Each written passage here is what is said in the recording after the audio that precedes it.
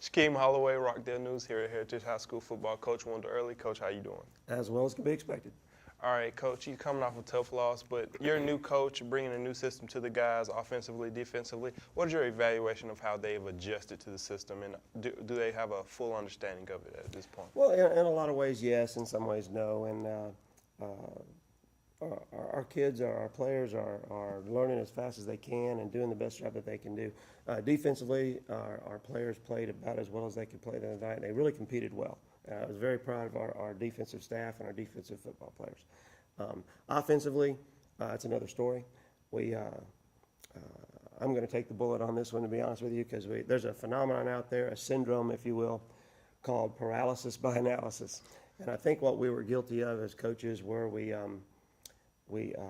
saw some things we felt we could do against Gainesville. And this is not taking anything away from Gainesville. Gainesville's a fantastic football team, obviously a great program. But we saw some things that we felt that we could do, and we tweaked this and changed that and added this and added that. And really, to be honest with you, I think we overloaded.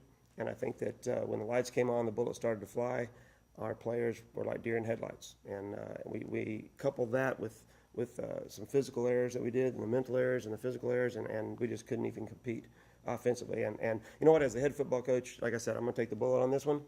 The lack of our ability to compete on offense was completely my fault. And we've got better players than we showed Friday night. And so this week, very, very simple game plan. We're going to make sure that our guys know exactly what to do when the ball snaps. So we may or may not have a huge attack, but we'll definitely be able to execute what we set out to do.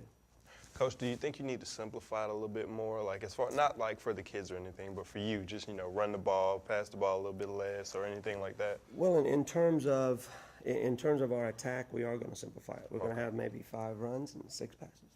But we're going to know exactly what to do when the ball snaps. That's our goal, and it's my job as a head football coach to make sure our kids are ready to play when the ball snapped. And when we played Flower Branch, our guys were ready to play. They were very confident, very secure, very secure with the game plan, and they knew what to do when the ball was snapped.